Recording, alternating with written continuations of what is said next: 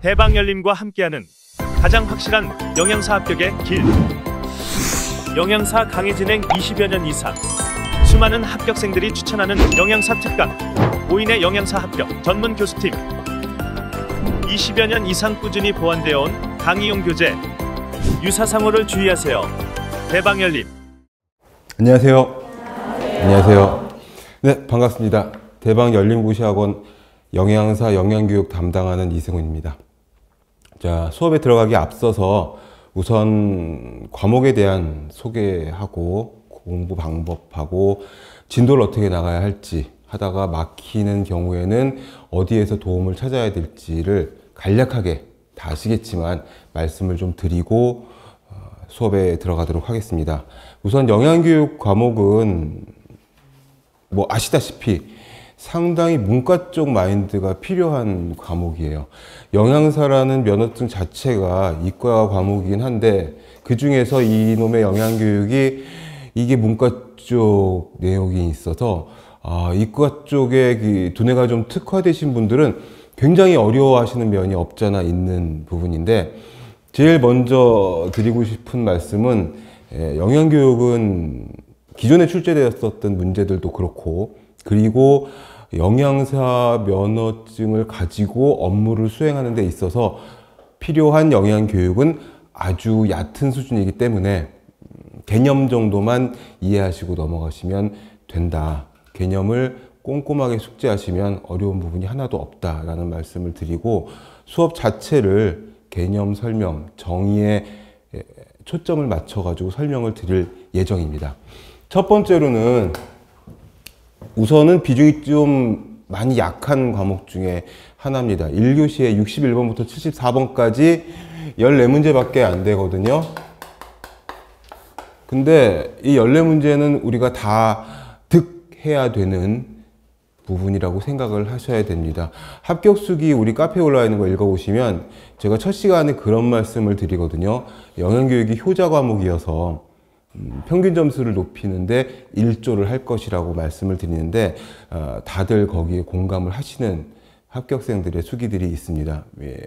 쉬워요. 쉽고 효자 과목이고, 어렵게 생각하시면은 풀리지 않는, 뭐 숫자가 이과적으로 계산을 해가지고 딱딱 떨어지는 그런 부분들은 좀 부족할 수 있겠지만, 대체적으로 이해를 통한, 단순 암기보다는 이해를 통해서 문제를 푸는 부분들이 많이 있어서, 제일 중요한 게 뭐냐면 이걸 제일 강조를 하는데, 감정이입을 시켜가지고 공부를 하실 때부터 감정이입을 시켜가지고 공부를 하시면은 굉장히 많이 도움이 됩니다. 무슨 소리냐면, 내가 영양사 면허를 취득해서 현장에서 실제 필드에서 영양교육을 실시하고 있다고 생각을 하는 거죠.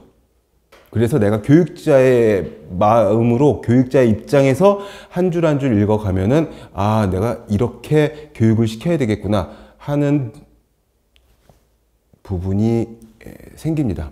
그러면 이제 쉬워지는 거죠. 그렇기 때문에 나왔었던 기출문제들도 지금 공개가 다 돼서 카페에 링크가 달려 있으니까 보시면 아시겠지만, 그렇게 많이 암기를 필요로 한다거나 되게 어려운 이론을 공부를 해야 된다거나 하는 부분이 아니라 이해를 통해서 정답을 찾아내는, 하나씩 소거시켜서 찾아내는 부분이기 때문에 사실 그 방대한 과목과 여러 깊은 전공 과목들 중에서 좀 쉬어가는 페이지가 될 수 있을 거예요. 쉬어가는 페이지가 될 수 있어서, 우리 영양교육 전 범위가 거의 다른 뭐 영양학이나 이런 정도 메인 과목에 한 챕터 정도밖에 외울 거리가 되지가 않을 거예요. 그러니까 휴식 시간이다 라고 생각하면 조금 좀 너무 간 것 같지만, 좀 쉬어가는 그런 분위기로 공부하셔도 될 것 같습니다. 수업 방식은 이론을 챕터별로 먼저 설명을 드리고, 뒤에 보면 이제 문제 파트가 있거든요. 그 챕터에 해당하는 문제를 풀 겁니다. 그리고 이미 아시겠지만 영양만점, 위생만점 카페에 질문을 올리면 24시간 이내에 답변이 달릴 겁니다. 제가 아침에 일어나서 제일 먼저 하는 루틴이 질문 게시판 제가 관리하는 거 쭉 한 바퀴 돌고, 그리고 이제 나가서 이제 세수하고 뭐 이런 식으로 일과를 시작하거든요. 그래서 영양 만점 다 아시겠지만 한 번 더 쓰는 겁니다. 위생 만점 카페에다가 올리시면은 아주 빠른 피드백을 받으실 수가 있을 거예요. 사실 뭐 영양교육은 그렇게 많이 어려운 부분이 아니어서 질문이 많이 들어오진 않으나, 그래도. 그리고 그 용어의 이해인데, 이 용어가 유사한 다른 용어들이 있어. 예를 들어서 믿음을 신념으로 바꾸기도 하고, 같은 말이잖아요. 오른쪽 방댕이나 좌측 방댕이나 뭐 그게 그건데, 아무튼 믿음, 신념, 뭐 모델, 모형 이런 것들에 현혹되지 마시고 의미가 같으면 같은 거구나. 근데 이게 이과 쪽 마인드로는 이게 안 되거든요. 모델을 왜 모형이라고 하느냐, 영어 썼다, 한자어 썼다. 그런데 같이 보셔도 무방합니다. 그런 부분들은 제가 수업하면서 다 꼼꼼히 알려드릴 테니까 그거만 보고 가시면 될 것 같습니다. 자, 그러면은 간단하게 줄이고 첫 페이지, 이론 1페이지부터 좀 들어가 보도록 하겠습니다. 영양교육 개요라고 되어 있는데, 영양교육, 일단 첫 번째로 교육은 있잖아요. 앞에 영양이란 말을 붙여서 그렇지, 교육학의 일부를 살짝 좀 발췌해가지고 앞에 영양 붙여가지고 우리가 공부를 하는 거거든요. 영양교육도 어차피 교육이니까. 교육은 궁극적인 목적은 이게 가장 중요한 거거든요. 왜 우리 뭐 식품학이나 뭐 이런 것들 공부하다가도 나오잖아요. 챕터마다 제일 첫 번째 챕터의 제일 첫 번째 줄이 뭐예요? 그 과목에서 가장 중요한 그 정의를 말하고 있잖아요. 지방 챕터의 첫 번째 줄이 뭐예요? 지방은 물에는 녹지 않고 유기용매의 농물질이다. 뭐 이런 식으로 나오잖아요. 교육의 궁극적인 목적은 뭐냐 하면, 행동의 변화예요. 이거를 염두에 두시고 이제 쭉 같이 공부를 해 나가시면 되겠습니다. 배우는 목적, 우리가 가르치는 목적은 뭐냐? 행동을 변화시키려고. 무슨 행동? 바람직한 행동. 그럼 영양교육이니까 뭐? 바람직한 식행동까지 연결이 될 수가 있겠죠. 그렇게 스토리 붙여가지고 조금씩 점층법으로 나가면은 외울 부분이 많이 없어요, 진짜. 진짜 무슨 영양학의 한 챕터의 반의 반만큼도 외울 사항은 있지 않아요. 그러니 우리는 14문제를 전부 다 맞추는 걸로, 나오는 부분도 빤하고, 그런데 이제 어렵게 생각하는 것은, 아, 이 말이 그 말이었나? 딱 떨어지지 않는 거죠. 이게 숫자나 무슨 화학식 분자식처럼. 그래가지고 이제 이건가 저건가 막, 되게 어렵다, 뭐 이렇게 생각하시는 분들이 있는데 절대 그렇지 않습니다. 자, 첫 번째 줄에 영양교육에 대한 내용이 있어요. 개인이나 집단이 적절한 식생활을 실천하는 데 필요한 지식을, 그 지식이 knowledge죠, knowledge.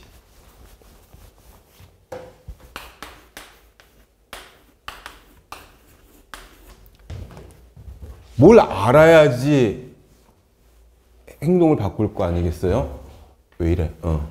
그래서 지식을 활용해서 식생활을 바르게 이해하고, 뭘 알아야 잘 먹지 않겠어요?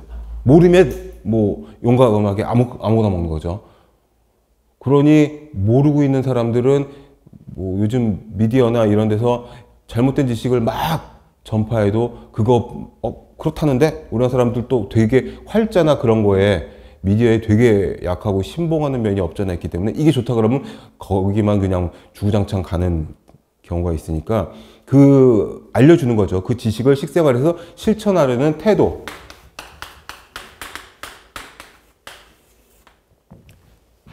그리고 그 태도를 바탕으로 해서 스스로 행동에 옮기도록.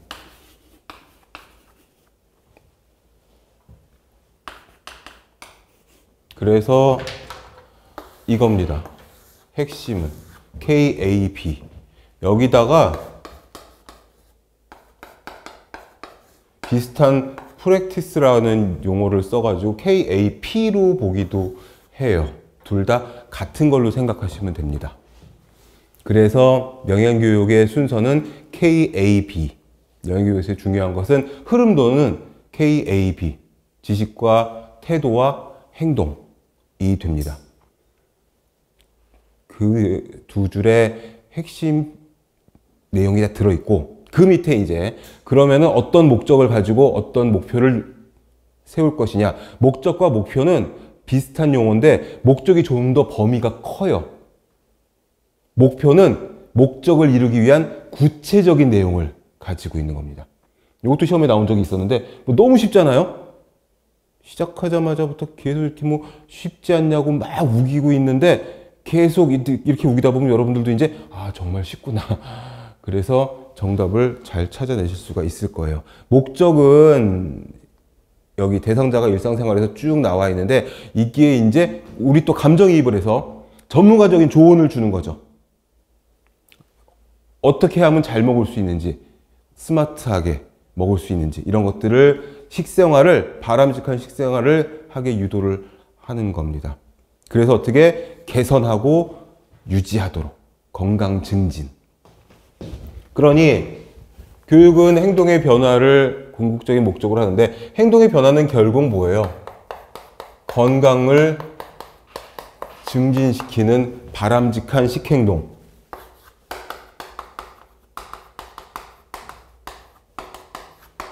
바람직한 식행동의 변화를 수반을 시키는 거죠. 바로 그겁니다. 그래서 목적은 건강 증진이다. 건강을 증진한 것을 유지시키는 거다. 그 밑에 한쪽 가로 2번에 목표가 있잖아요. 목표는 구체적인 단계를 말하는 거예요. 그래서 예를 들어서 한국인의 비만율이 되게 높다. 비만율을 낮춰서 건강하게 국민들을 유도해야 되겠다라는 게 이제 목적이라면 목표는 이제 현재 성인 비만율이 뭐 35%다. 뭐 그쯤 될 거예요. 한 10년 전쯤에 성인 비만율이 30% 넘어간다고 얘기를 들은 것 같은데 이거를 뭐 28%로 줄이자. 2024년까지. 이런 식으로 구체적으로 숫자가 들어가면 그게 목표가 돼요. 그러니까 목표는 뭐다? 목적을 이루기 위한 구체적인 단계다. 목적 안에 목표가 포함이 되는 겁니다. 목표가 좀 더 세부사항, 디테일이에요. 디테일. 자, 식생활 관련된 지식, 태도, 행동의 개선, 특히 행동 변화가 가장 중심이다. 그렇죠? 행동 변화. 모든 교육은 행동의 변화를 목적으로 하는 거예요. 어떤 행동? 여기서는 바람직한 식행동으로 어떻게 건강을 증진시키자. 궁극적인 목표는 그러니까 건강 유지가 된다. 3번 목표 달성을 통한 의의는 뭐냐? 바람직한 식생활을 영위하게 된다. 모르면 내가 잘 먹고 있는 건지 아닌지 모르는 거죠. 한 가구 뭐라 그러지? 한 가구 세대? 뭐 이게 40%를 넘어섰다면서요. 전국에. 혼자 사는 가구. 1인 가구가 전체 가구에, 그렇지, 이렇게 말을 해야지. 1인 가구가 전체 가구의 40%를 넘어섰대요. 혼자 사는 사람들이 많단 말이지. 근데 예전에 그렇지 않았단 말이죠.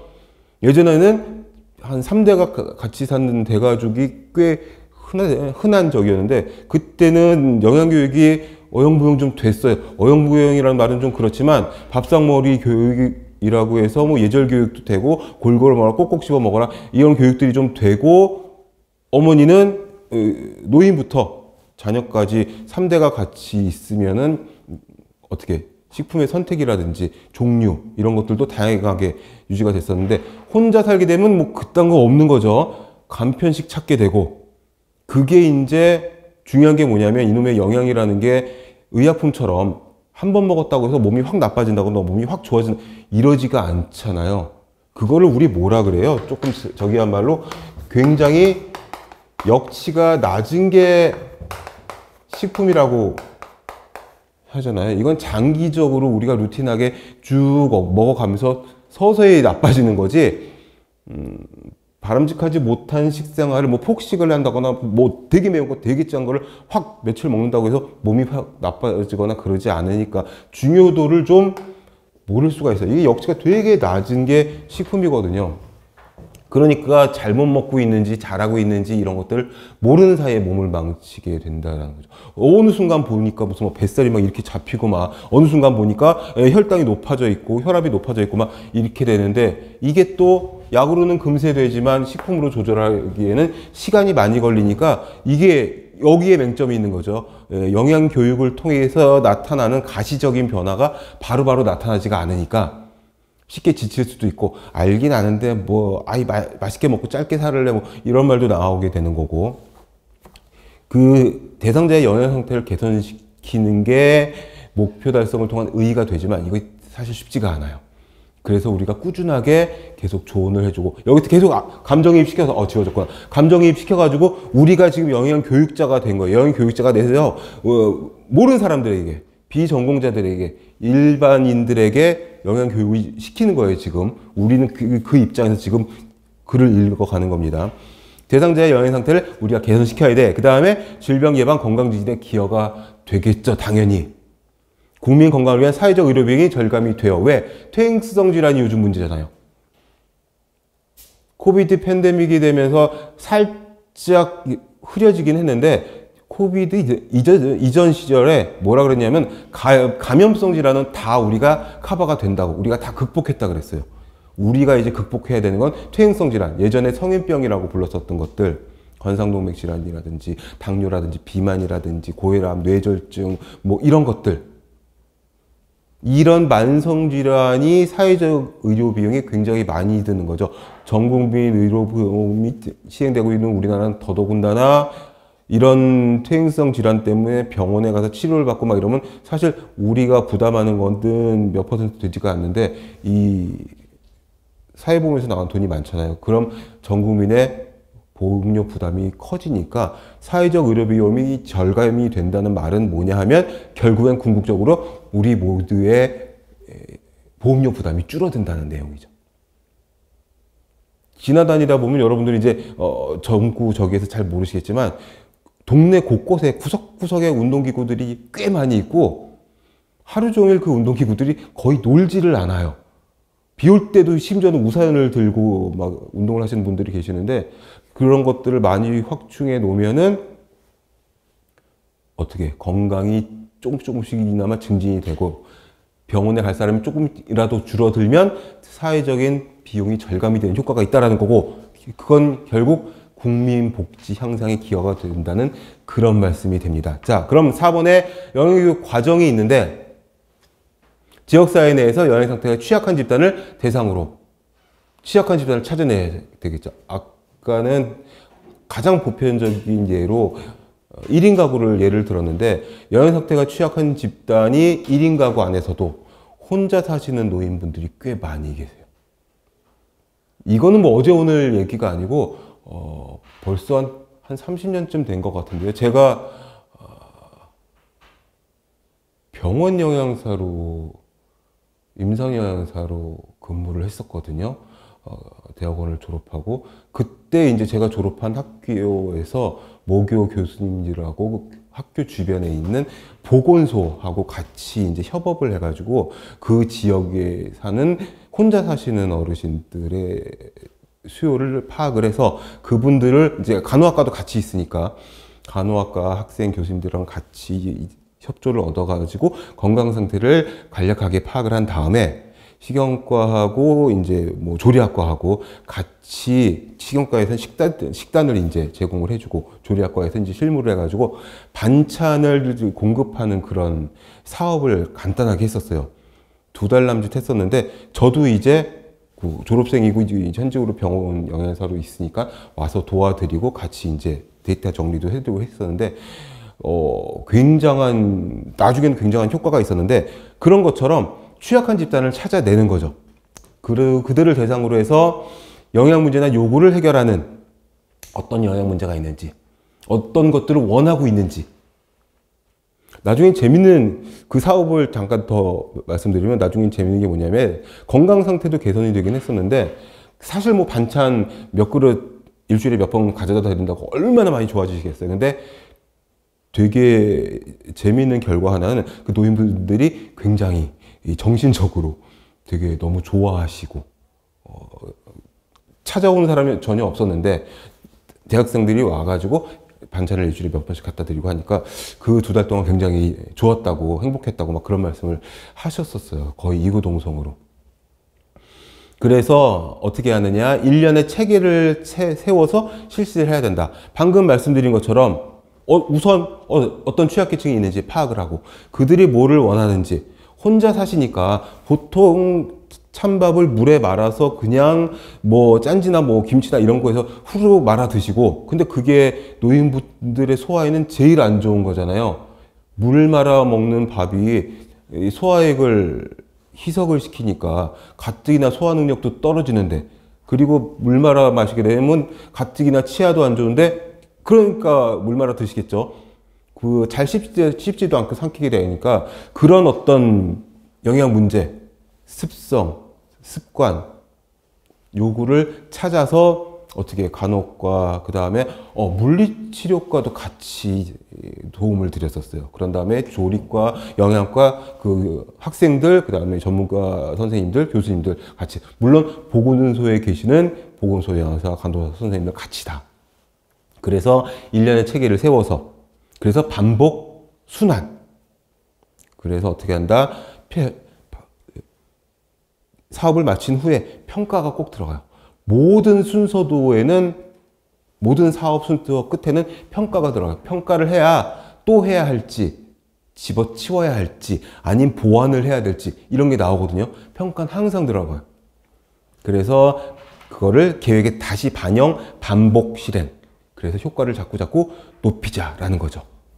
이 영양교육은 처음에는 아무런 개념이 없었어요. 왜 그러냐 하면은 예전에는, 여기서 말씀드린 예전에 이제 80년대 이전을 말하는 건데, 그때는 영양교육에 대한 어떤 개념 자체가 없었어요. 그래서 제가 끄트머리 걸린 80년대 학번인데, 제가 처음에 식용과를 들어갔다고 하니까 뭐랬냐 하면은 다들 뭐 하냐? 밥하냐? 뭐 이랬었어요. 남자가? 물론 남학생 저밖에 없었는데, 그때는 그랬거든요. 지금 남학생들이 되게 많은데, 그때는 40명 중에 저 혼자였어요. 근데 아무튼지 간에 다들 그런 개념이 있었어요. 그러니까 식품영양학과에 사는 게 도대체 뭐냐? 뭐 이런 거죠. 80년대 이전까지만 해도 못 먹는 게 더 문제였지, 어떻게 잘 먹을 거냐 이런 내용이 없었거든요. 이게 진짜 90년대 후반? 아니 90년대 초반서부터 기억하실지 모르겠는데, 웰빙 뭐 이런 걸로 먹긴 먹되 잘 먹어보자 뭐 이런 거가 생겼어요. 그랬다가 이게 웰리스에서 나온 건데, 그러다가 그 다음 뭐였지? 웰빙 나오다가 힐링 붐도 좀 있었죠. 뭐 많이 다쳤나 봐. 뭐 어떻게 뭐 이렇게 힐링을 하자는지 모르겠어. 뭐 되게 막 피폐해졌나 보지. 그랬다가 무슨 뭐 디톡스도 나오고, 흐름이 좀 있거든요. 되게 많은 흐름이 있는데, 예전에는, 그러니까 80년대 이전에는 진짜 영양학과 갔다 오면 영양이 뭔데, 뭐 밥 할 거야, 너 뭐 식당에 취직하려고 뭐 이런 식의 개념밖에 없어가지고 되게 막 화를 내면서 학교를 다녔었거든요. 그런데 이제 점점 먹는 게 서구화되고, 그쵸, 80년대 초반 중반에는 뚱뚱한 사람을 찾기 힘들었었어요. 제가 어려서부터 비만이어가지고 그때도 비만이었는데, 아무튼 되게 뚱뚱해서 되게 부잣집 아이인 줄 알았는데 잘 먹여서 그런 줄 알고, 근데 요즘은 뭐 반대로 바뀌었죠. 근데 계속 비만한 사람을 찾기 힘든, 그러니까 5학년 돼지 있잖아. 그럼 그게 저였거든요. 항상 국민학교 때부터 초등학교 때부터 계속 뚱뚱했었으니까. 그런데 패스트푸드 들어오고 식생활이 서구화되면서 점점 이제 비만해지고, 거기에 따른 질병들이 생기고 하니까, 그래서 이런 게 이제 조금씩 중요하게 되지 않았나. 그래서 영양교육의 필요성이 다음 페이지에 나오는 거죠. 왜 필요한 거냐. 거기 밑에 한쪽 가로 번호로 1번부터 5번까지가 나와 있어요. 일단 요 5가지를 다 기억을 하셔야 하고, 그 각각의 내용들을 숙지를 하셔야 되는데, 달달달 외우실 것도 없어요. 당연한 얘기고 이해하면 되는 얘기. 인구 사회학적 자, 영양교육이 왜 필요하게 됐냐? 영양교육이 필요하게 된 것은 왜 필요하게 됐냐? 인구, 사회 이쪽이 변했다. 사회라는 건 뭐죠? 결국 사람과 사람 사이를 사회라고 하거든요. 사전적인 의미로는. 그러니까 모여 있으면 사회인 거죠. 그러니까 지역사회, 학교, 직장, 사람들이 모여 있으면 다 사회예요. 그러니까 사람들이 모여 있는 형태가 바뀐 거지. 첫 번째가 뭐다? 인구 구조, 고령화, 저출산 이렇게 된 거죠. 예전에는 한 집에 아이가 뭐 셋넷 있는 게 뭐 다반사였는데, 근데 이제는 뭐 한 명 없는 집도 있고, 그리고 의학이 발달하고 막 이러다 보니까는 고령화가 되어 가고 아이는 적어지고 하니까 비율로 따지자면 굉장히 노인들이 막 늘어나는 것 같고 아이들은 줄어드는 것 같고 상대적으로 이렇게 되는 거죠. 고령화. 근데 그렇다고 해서 고령자들도 무시할 수는 없으니까 건강수명을 증가시키기 위한 영양교육. 여기 건강수명. 이거 중요하죠. 평균 수명이라든지 평균 여명이라든지 이게 아니라 건강 수명이죠. 평균 수명은 우리가 다 80 넘었나 그렇잖아요. 한참 됐죠. 평균 전 국민 우리나라 평균 수명이 82세인가 86세인가 남녀가 좀 다른데 여성이 한 6년 정도 더 사는 걸로 되어 있죠 아마. 그런데 그거 말고 건강 수명. 건강 수명은 뭐냐면 내가 그러니까 숨만 붙어 있다고 사는 게 아니라 침대에 누워가지고 뭐 이렇게 뭐 자리 보자 이게 아니라 내가 의식을 가지고 행동을 하면서 씻고 옷 입고 화장실 왔다 갔다 이 건강수명. 그래서 우리 공중보건학에서 나오는 국민건강증진 종합계획 거기에서 건강수명을 76.6세인가 뭐 이렇게 늘리자고 매년 개혁을 잡고 있는 거죠. 이 건강수명이 중요한 거다. 건강수명. 평균 수명이 계속 늘어나고 있는데 건강수명은 뭐야? 우리가 건강하게 의식을 가지고 스스로 행동을 할 수 있는 수명이 건강수명이니까 그 건강수명을 증가시키기 위해서 영양교육이 필요하다. 혼자 됐다고 해서 혼자 있다고 해서 간편하게 그냥 대충대충 물 말아가지고 김치랑 그렇게 한 끼를 때우고 그것도 노인분들 찾아보면 아시겠지만 하루 세 끼도 다 안 드시고 막 그래요. 학교에서 강의를 할 적에 그 건강보험공단에서 의뢰가 들어와가지고 그 분당 지역에 있는 경로당 38군데인가를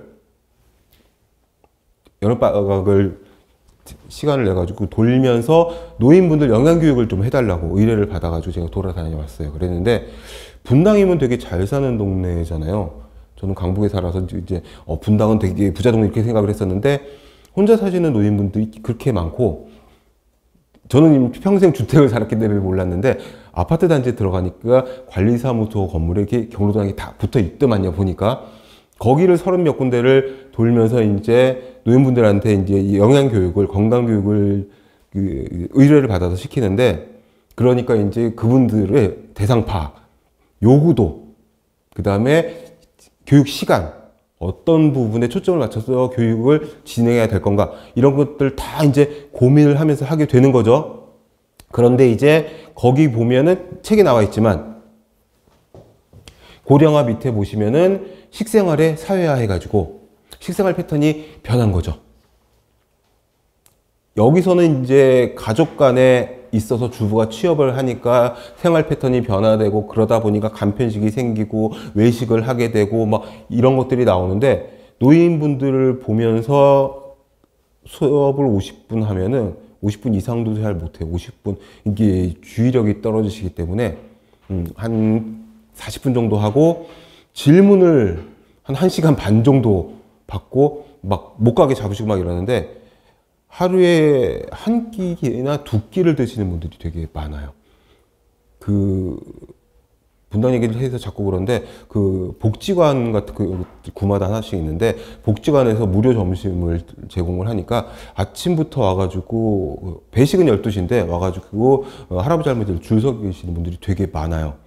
같이 이제 들어가서 식사도 하고 교육하고 제가 배식도 하고 그러는데 그 복지관에서 드시는 점심 식사가 하루 식사의 전부인 경우도 꽤 많고 뭐 이러신 분들이에요. 근데 아무튼 그런 것들 때문에 어떻게든 규칙적인 골고루 드시는 식생활을 하시도록 노인분들은 교육을 시켜야 되는데 여기 보시면은 패턴이 바뀌었고 가족 구성원이 다 교육이 필요하게 된다는 거죠. 하루 세 끼를 다 집에서 함께 먹질 않으니까 대부분 다 밖에서 먹는 경우들이 많으니까 뭘 알아야 잘 찾아먹지 않느냐 이거죠. 그래서 가족 모두 알아야 된다는 거. 거기에 동그라미 2번의 식생활의 사회화에서는 가족 모두가 다 영양에 대해서 알아야 된다. 왜? 간편식을 하게 되고 외식을 하게 되고 물론 사다가 먹기도 하지만 요즘 그런 거 많이 있잖아요. HMR이라고 그래서 이것도 들어온 지 한 20년 더 된 개념인데 홈밀 리플레이스먼트라고 해서 가져다가 렌즈에다가 데펴가지고 집밥처럼 바로 먹는 거 뭐 이런 것들. 그리고 아까 말씀드린 것처럼 가족 공동체의 식문화가 변화가 됐어요. 이것도 바뀐 거죠. 계속 말씀드리는 1인 가구, 핵가족화 됐고 식생활의 가치관이 변화가 됐고 1인 가구는 영양불량 위험이 되게 많다. 대충 먹으니까. 이게 뭐라도 알면은 좀 골고루 먹을 텐데 아무것도 모르는 상황에서는 우리는 그래도 학교를 다니면서 그래도 체계적으로 공부를 잘했건 못했건 간에 체계적으로 계속 들은 게 있어가지고 어느 정도의 마인드가 있거든요. 그래서 편의점 가가지고 뭔가를 고를 적에도 이거는 좀 칼로리가 너무 높은데 내가 오늘 지방 섭취가 좀 많았는데 어느 정도 좀 감을 잡아가지고 선택을 할 수가 있는데 일반인들은 그게 없으니까 광고에서 저게 좋다 그랬어. 연예인 누가 저걸 먹는 것 같은데 그럼 그걸 사다가 그냥 아무 필터링 없이 먹는 경우들이 있다란 말이죠. 그래서 영양교육이 왜 필요한가? 첫 번째는 인구 사회학적 변화 때문이다. 시험 문제는 이런 식으로 나옵니다. 다음 보기 중 영양교육의 필요성 중에서 인구 사회학적 변화에 속하지 않는 것은 이래놓고 고령화, 식생활 사회, 주부의 취업 뭐 이래놓고서는 뭘 할까요? 뭐 국제화된 외식 사업 이런 것들을 하나 뜩 집어넣을 수가 있는 거죠. 그러니까 의미를 생각하면서 이해를 하면서 문제와 보기를 하나씩 읽으면은 달달달 외우실 필요는 없어요. 그쵸? 4대 1로 구분되는 그런 그 보기들이 탁 티가 날 겁니다. 두 번째, 질병 구조가 바뀌었어요. 아까 왜 뚱뚱한 얘기를 왜 했냐면은, 제가 어렸을 적에는 뚱뚱한 애들이 전교에 거의 저밖에 없나 그랬어요, 진짜. 그러니까, 걔 있잖아요. 약수터 밑에 사는 5학년 되지, 그럼 저니까. 근데 지금은 비만한 애들이 워낙 많으니까 아이덴티티가 없어진 거죠. 이제 뚱뚱해진 걸로 이제 나를 내세울 수가 없는 거야. 아무튼, 이 질병 구조가 비만해지면서 어떤 영양 상태가 불량해지면서 생기는 그런 만성 질환들이 생긴 거죠. 다른 말로 뭐라고 하죠? 비감염성 질환이라고 하죠. 성인병은 옛날 말이고 이제는 퇴행성 질환. 왜? 성인들만 걸리는 게 아니니까. 이것도 완전 옛날 얘기죠. 제가 보건소랑 사업을 많이 했네요. 보니까. 또 다른 지역의 보건소에서 소아 당뇨 캠프, 비만 캠프 뭐 이런 것들 하잖아요. 당뇨 걷기 대회 이런 거 가가지고 같이 이제 상담해주고 했었는데 소아 당뇨, 소아 비만, 소아들이 초등학교 저학년 아이들이 협심증, 당뇨, 고지혈증 뭐 다 가지고 있으니까 그래서 성인병이라는 말 안 쓰고 이제는 비감염성 또는 퇴행성 질환, 만성 질환 이런 말을 쓰는 거죠. 근데 만성 질환은 만성 감염성 질환 이런 것들도 있으니까 비감염성 질환 이렇게 말하는 게 가장 구체적일 수가 있습니다. 이런 것들은 영양교육을 실시해서 의료 비용이 당장 절감되는 게 아니라 영양교육 실시로 행동의 변화를 일으키고 행동의 변화로 서서히 나타나는 바람직한 건강 상태. 그럼 의료 비용이 절감이 되겠다. 개인적으로도 좋지만 사회적으로도 좋은 일이다. 전반적인 사회적인 비용이 낮아지니까. 세 번째, 왜 영양교육이 필요하냐? 정보 전달 방법이 바뀌었다. 저 어렸을 적에는 수업 시간에 선생님이 궤도 같은 거 쭉 걸어놓고 펼쳐놓고 딱 지휘봉으로 궤도를 가리키면서 설명을 한 적도 있었고, 그 이전에는 융판 같은 데다, 그건 요즘도 하는 것 같더라. 융판에다 이렇게 척척척 찍찍이 붙여가면서 설명을 하기도 했었고, 식품 모형 같은 건 아직도 쓰고 있기는 하지만, 암튼, 요즘은 정보가 너무 많아서 걱정인 그런 상황이기 때문에 뭘 봐야 되냐 하면은 이 잘못된 정보.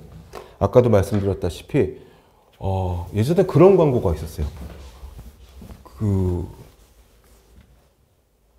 우리 식용유에는 콜레스테롤이 없어요. 0%래요. 그 국민 어머니 저기가 나오셔가지고 식용유 광고를 했어요. 그 식용유가 몇백 원 더 비쌌는데 굉장한 카피였거든요. 그게 잘 팔렸어요. 그때 제가 병원 영양사를 하면서 근처 학교에 강의들을 나갈 때였는데 식용과 4학년 학생 교실에 들어가서 물어봤어요. 자, 그때가 식품학이었나? 뭐 이런 과목이었는데 콜레스테롤이 많이 들어있는 식품은 딱 이랬더니 뭐랬냐면 다들 그러는 거예요. 식용유요. 봐, 안 터지잖아. 여기서 좀 터져줘야 되는데 우리 식용유는 콜레스테롤이 0%예요. 식용유는 콩기름이고 콩은 식물이고 콜레스테롤은 알다시피 다 동물성 지방의 한 종류인데 콩을 짜서 나온 대두유에 짜진 않았지만 아무튼 그 기름에 콜레스테롤이 들어있으면 돼요? 안 돼요? 그게 뭔 변태 유전자 조작 콩이야 뭐야. 근데 그렇게 광고를 하면 허위 광고도 아니지 비방 광고도 아니지 과대 광고도 아니지. 근데 사람들은 다른 식용유에 콜레스테롤이 있나 봐? 콜레스테롤은 나쁜 거라고 인이 박혀 있으니까 머릿속에. 그런 것들 인터넷 뉴스나 인터넷 그 정보 중에 틀린 게 얼마나 많은지 제가 SNS에다가 그걸 막 쳐가지고 반박 그 아티클을 막 올리다가 지쳐가지고 요즘 안 하는데요. 책 한 권이 나올 정도예요.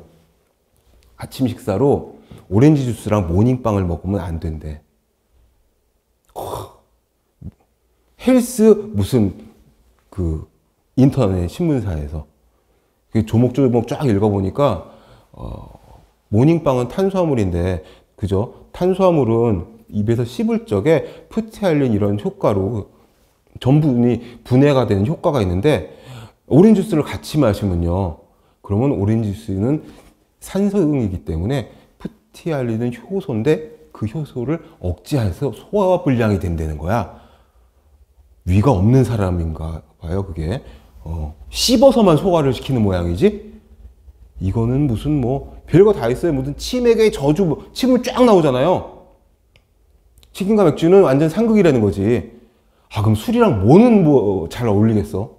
또 있어요. 뭐 있었지? 우유의 불편한 진실.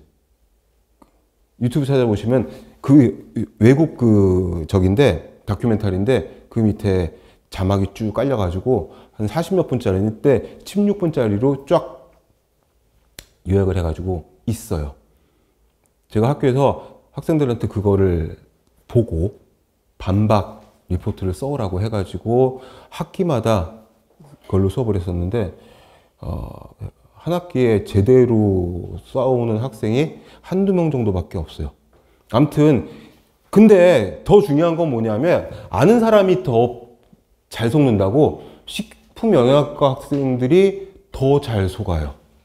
그래가지고 그걸 믿어버리는 거지. 왜? 탄수화물, 뭐 프티알린 뭐 이런 거 들어봤거든 학교에서. 그러니까 그런가 봐. 그렇지 해가지고 더 잘 속는 것 같아요.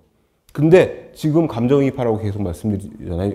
이거 끝날 때까지, 여러분 시험 끝날 때까지 우리가 그러면 안 되죠. 우리는 잘못된 정보를 팩트를 찾아가지고 교육을 시켜야 되는 입장이니까. 그래서 식생활과 식품 선택에 대한 올바른 정보를 구별할 수 있는 능력을 갖도록 교육할 필요가 있다. 변비야 그럼 사람들 요즘 다 뭐라 그래요? 가서 요구르트 사 먹어. 요구르트를 먹으면 변의 양이 증가하나? 변의 양이 증가해야 변비가 개선되는 거 아니에요?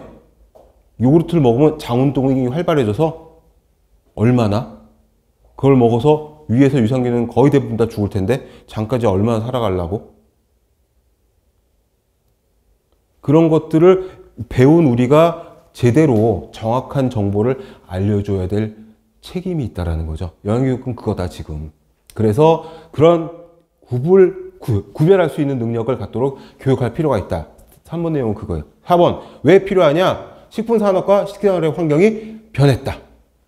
계속 나오지만 가공식품, 편의식품, 건강기능식품 좋다는 거 되게 많죠. 요즘 인기 있는 건 뭐예요? 오메가3는 벌써 한 40년, 50년째 인기가 있는 아이템이고 중간에 무슨 뭐 별거 다 나왔죠. 뭐였지? 그 뭐지? 벌꿀 그 뭐지? 프로폴리스 이런 것들도 아직 나오는 것 같고 뭐 밀크시슬 뭐 이런 거 듣도 보도 못한 것들이 계속 나오고 있는데 이런 것들이 자꾸 나오고 그게 국제화돼. 또 외식도 국제화돼서 이제는 안방에서 핸드폰 앱으로 세계 요리를 다 찾아 먹을 수 있는 시대가 돼서 그래서 더더욱 올바른 식행동을 할 수 있는 영양교육이 필요하다. 4번은 그렇게 이해를 하시면 됩니다. 그리고 마지막으로 영양교육이 왜 필요하냐? 국가 영양정책 개발에 필요하다. 어떤 거? 국민 건강 증진에 대한 관심이 증가되고 있다. 국민건강증진법이라고 이거는 숫자를 외워주시면 좋을 것 같아요.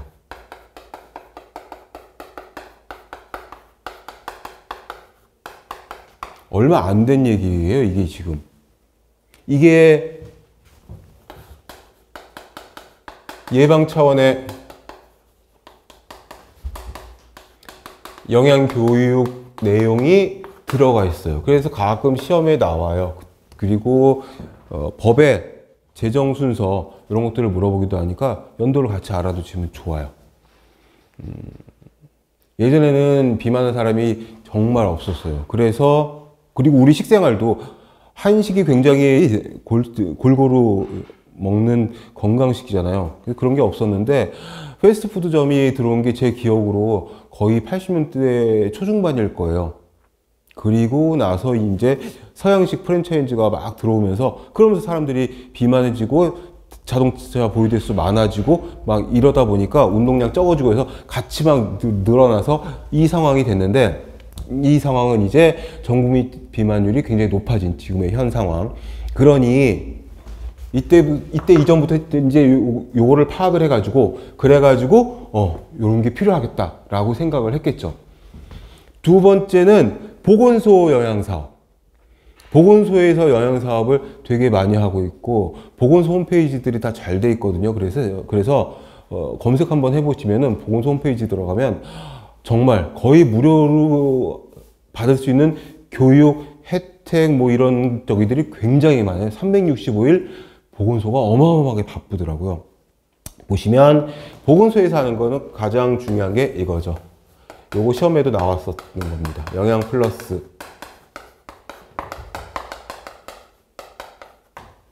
요거는 오래되기도 오래됐고 활발하기도 활발하고 중요하기도 중요해서 시험에 잘 나오는 건데 영양 플러스 사업은 시험에 나오는 게 그거예요. 임신, 수유, 영유아를 대상으로 한다. 임신부나 수유부, 젖을 먹이는 엄마나 또는 영유아를 대상으로 하는데 첫 번째는 이제 대상자. 모든 임신, 수유, 영유아가 아니라 이제 찾아내야죠. 그 소득 순위를 따져가지고 대상이 되는 그래서 영양이 취약할 것 같은 임신, 수유, 영유아를 찾아서 소득 분위로 해가지고 나누는데 그 이제 복잡한 계산이 있으니까 우리는 거기까지 볼 게 아니고 이제 취약계층, 저소득계층에 속하는 임신, 수유, 영유아 대상이다. 그렇게 해서 실제로 식품을 제공을 하죠. 이렇게 해야지. 식품을 제공을 하고 재밌는 건 뭐냐면 중요한 건 뭐냐면 식품 제공 플러스 교육도 시켜요. 그래야지 융통성 있게 스마트하게 잘 앞으로도 먹을 수 있을 테니까 고기만 주는 게 아니라 잡는 방법도 좀 같이 가르쳐 주는구나 이렇게 생각을 하시면 될 것 같아요. 식품 제공 플러스 무슨 교육? 영양교육이죠. 영양교육. 당연히 영양교육을 같이 해줍니다. 영양 플러스 사업이고요. 그 다음에 이제 학교 영양교육도 활성화되어서 학교에서 하는 영양교육은 우리는 거의 전무하다시피 했었는데 최근에는 좀 하는지 모르겠어요. 근데 2008년에 전에도 급식교사라고 해서 8급 공무원이었나? 이런 급식교사가 있었는데 이게 이제 2008년부터 영양교사라는 이름으로 각 학교에 배치를 하고 있고 아직도 배치가 안 된 학교들이 있어가지고 뭐 매년 이제 임용시험을 보고 있고 그러는데 요게 이제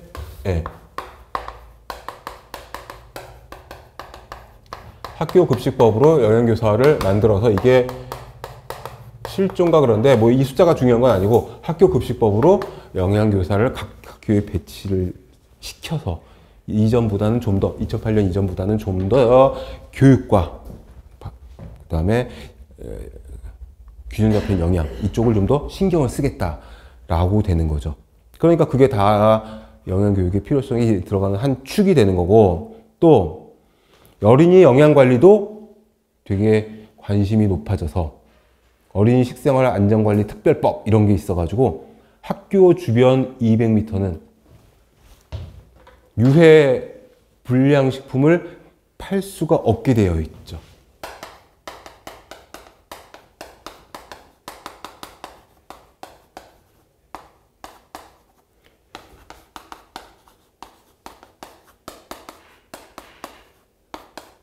팔 수가 없게 되어 있어요. 교문 앞에서는 50m, 학교 담장 기준으로는 반경 200m. 요거는 유해식품뿐만이 아니라 뭐 위험한 시설이라든가 이런 것들도 다 같이 해당이 되는데 요게 이제 어린이 영양관리가 관심이 증대가 되는 거고 또 어린이 급식지원센터 이런 것들도 어린이의 건강을 위해서 설치를 하게 되고 마지막에 나오는 국민영양관리법이 이게 2010년에 제정이 된 건데요. 요거는 중요해서 체크를 좀 해두세요. 법 얘기가 자꾸 나오는데 법은 이제 제정된 게 있고 개정된 게 있는데 개정은 기존 법을 고치는 거죠. 업데이트, 모디파이 하는 개념이고 제정은 새로 만드는 거예요. 그러니까 제정이냐 개정이냐를 구분해서 봐야 되는데 요 국민영양관리법은 2010년에 제정됐다는 게 중요한 내용이어서 꽤 나와요. 법 이름에 영양이란 말이 들어간 거는 최초예요. 최초. 국민영양관리법이.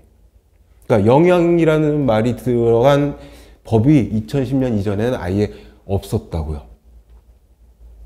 그러니까 영양에 대한 중요성이 2010년 이후에 이제 막 생겨난 거죠. 그 전에는 식품위생법 이런 것들이 있었는데 식품위생법은 사실 위생 안전에 대한 내용이지 영양에 대한 내용은 아니잖아요. 식품위생법은 62년인가 오래되긴 했는데 국내 식품영양학과 생긴 게 아마 60년, 61년 그때일 거예요 아마. 그리고 식품위생법이 62년인가 그런데 그거는 뭐 위생 안전에 관련된 거지 영양에 대한 거는 2010년이 최초다. 그래서 이게 좀 중요하다라고 생각을 해주시면 좋겠습니다. 다시 5가지 왜 영양교육이 필요하냐. 첫 번째는 인구가 변했어. 인구 사회학적 변화, 질병 구조가 바뀌었어, 정보 전달 방법이 바뀌었어. 너무 많은 정보가 들어오고 있는데 옥석을 가려내야 되는데 뭐가 가짜 뉴스인지 뭐가 허위 뉴스인지 뭐가 진짜 뉴스인지 잘 모르겠다라는 거죠. 너무 많으니까 이제는. 그 다음에 식품산업, 식생활 환경이 다 바뀌었어. 국가 영양 정책도 막 바뀌어야 돼. 그래서 영양교육이 필요하다. 5가지 숙지하시고 내용은 이 5가지에 대한 내용들을 이해를 하면 다 외우실 필요가 없으니까 뭐 요 정도나 뭐 체크를 해주시면은 뭐 될 것 같고 별로 그렇게 외울 것들은 없습니다. 쉽죠 지금 아직까지. 그 밑에 영양교육은 근데 어려워요. 하기가 어려워. 이것도 되게 중요해. 근데 쉬워. 왜 쉽냐? 우리가 감정을 이입을 해서 우리가 영양교육을 시켜야 돼. 여러분들이 각각 보건소 영양사, 병원 영양사, 학교 영양사, 뭐 영양사로서 내가 속한 그룹을 영양교육을 해야 되는데 자, 첫 번째는 뭐냐? 대상이 단일하거나 획일적이지가 않아요. 그 말은 뭐냐? 대상이 다양하다. 물론 내가 영양교사면 우리 학교 학생들만 하면 되지만 전체적으로 봤을 때는 노인도 있고 아이도 있고 학생도 있고 대학생, 그중에 대학생도 있고 무슨 뭐 되게 많단 말이죠. 단체 급식소도 마찬가지여서 회사도 마찬가지예요. 병원은 더 알라였고, 그리고 그 대상마다 뭐가 영양 문제가 다 달라.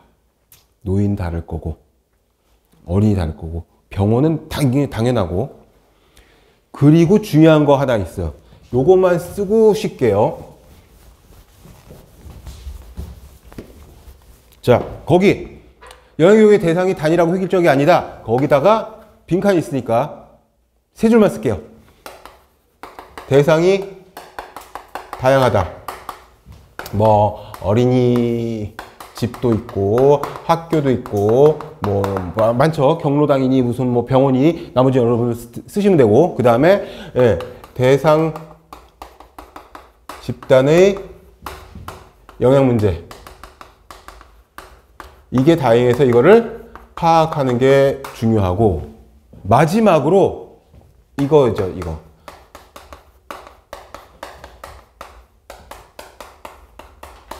교육 수준을 고려해야 된다. 분당에 있는 분당 지역의 경로당을 쫙 돌면서 영양교육 할 적에 뭐 리플릿을 만들겠어요. 책을 들겠어요. 뭐라 했어요. A4지 한 장 달랑에다가 글씨도 거의 한 24포인트 정도, 한 36이나 뭐 이 정도로 해야지 깨알 같은 글씨가 있으면 안 보세요. 그러니까 교육 수준을 고려해서 이게 바로 이제 눈높이 교육이 되는 거고, 교구라든지 이런 것들을 선정을 잘 해야 되는 내용이 되는 거죠. 하나만 더 할게요. 그 밑에 있는 식생활의 균형, 기호가 다르다. 기호. 식단 여러분들 다 배워서 아시잖아요. 단체 급식 했으니까. 어린이 식단, 단체 급식소, 회사 식단, 병원 식단 다 다르고 각각의 기호가 다르고, 그리고 이 기호가 되게 영양교육에서 어려운 점이 이놈의 식성이 안 바뀌어요. 굉장히 완고한 그런 내용이 있어요. 자, 여기까지 보고 잠시 쉬었다가 3페이지 첫 줄부터 들어가 보도록 하겠습니다.